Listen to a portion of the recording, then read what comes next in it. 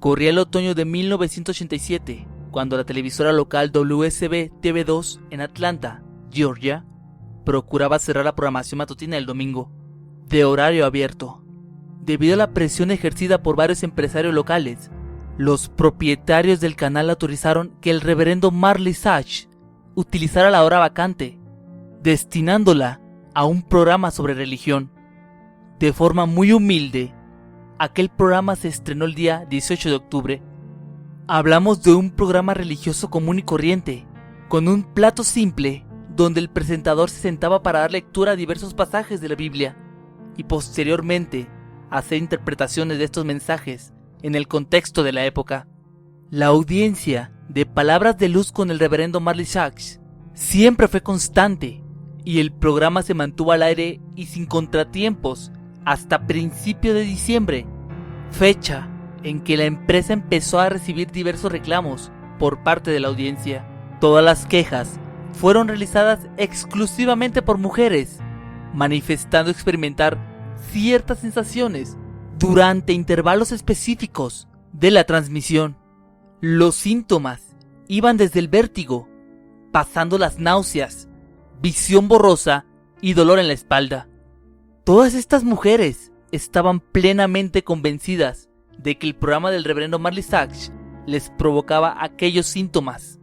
Tras casi un mes de incontables reclamaciones, se dieron cuenta que dichas sensaciones se desencadenaban puntualmente a intervalos de 12 minutos en el transcurso de la emisión.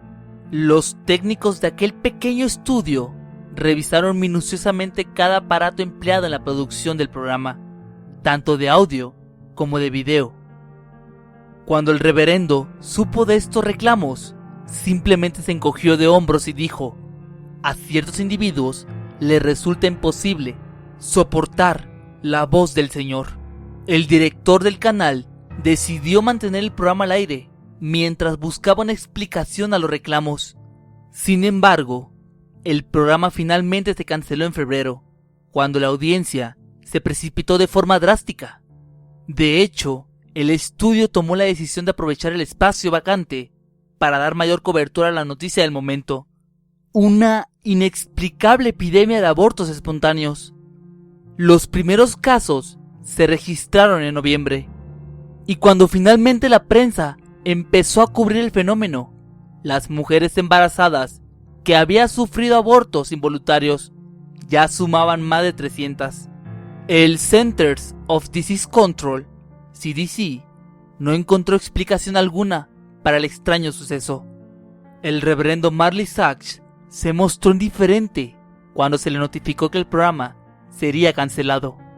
No emitió ningún tipo de protesta y simplemente asintió con la cabeza, como si lo supiera.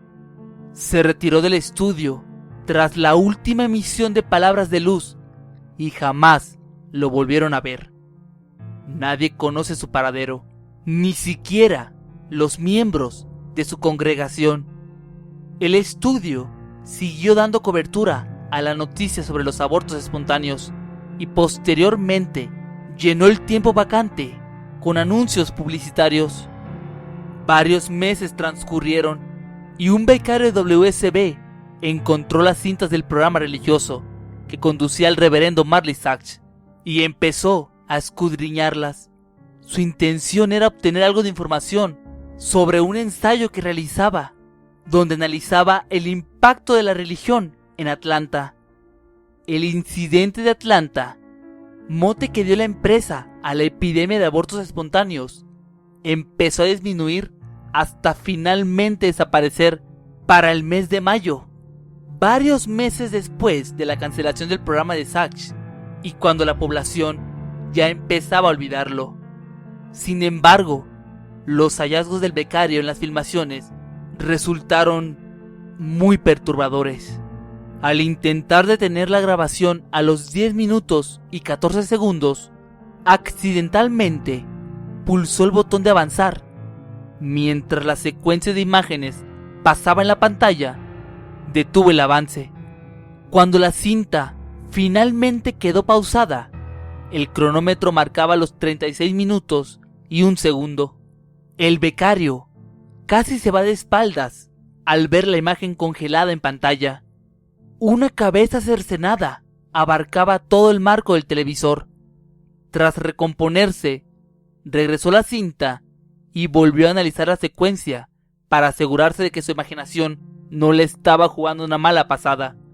Al analizar minuciosamente la secuencia, descubrió un patrón. La misma imagen aparecía cada 12 minutos, tan solo una fracción de segundo. Suponiendo que se trataba de una novatada orquestada por sus colegas, llevó la cinta al equipo técnico con el temor de convertirse en el objeto de burlas. Sin embargo, los técnicos estaban igual de confundidos que el becario.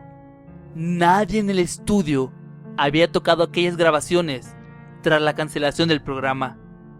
Ese día por la noche, después que la emisión del canal cesó, el becario convenció a uno de los técnicos de analizar todos los episodios de Palabras de Luz para ver si presentaban la misma anomalía.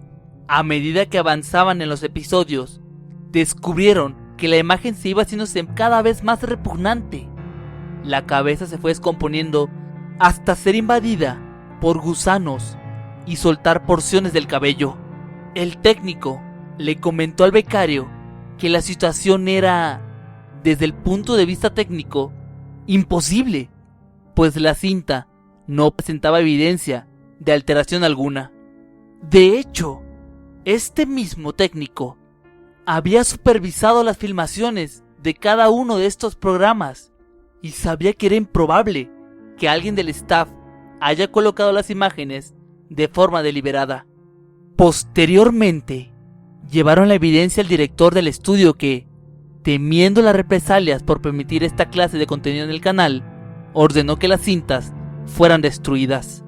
Además, ordenó al becario y al técnico que no comentaran nada sobre sus hallazgos con otras personas y que tampoco estaba interesado en descubrir al responsable, pues lo único importante era proteger a los empleados del canal. El técnico decidió dejar de lado el tema por el bien de todos, abordando aquel incidente apenas con una broma, pero el becario no pudo superarlo.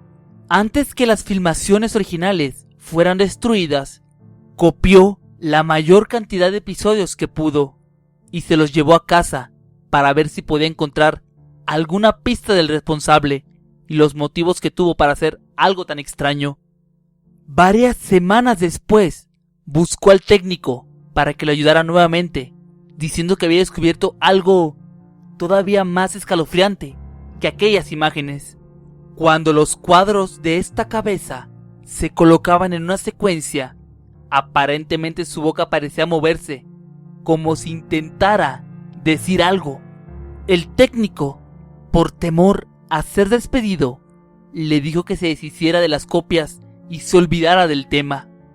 Una semana después, ya por la tarde, en la estación de policía recibían una llamada de emergencia por parte de una mujer que habitaba en los suburbios de Atlanta. Había escuchado una serie de lamentos horribles que provenían de la casa de al lado, donde vivía un matrimonio joven. Le comentó a la operadora que la mujer estaba embarazada y temía que algo malo le hubiera pasado. Cuando los oficiales llegaron al lugar, observaron algunas luces en el interior a través de la puerta entreabierta. Ingresaron a inspeccionar y se dirigieron a la sala de estar. En este lugar encontraron a una mujer muerta con el vientre abierto. En aquella herida comenzaba un rastro de sangre que se dirigía al sofá, al otro lado de la habitación. En ese lugar estaba su esposo, el becario del canal, con el pequeño cuerpo de su hijo nonato, muerto sobre sus pies. Todavía empuñaba el trozo de metal que utilizó para agredir a su mujer. La televisión estaba encendida, mostrando la secuencia de aquella cabeza que murmuraba algo ininteligible. Mientras lo llevaban a la delegación, el becario no dejaba de murmurar incesantemente: la luz del Señor los llama.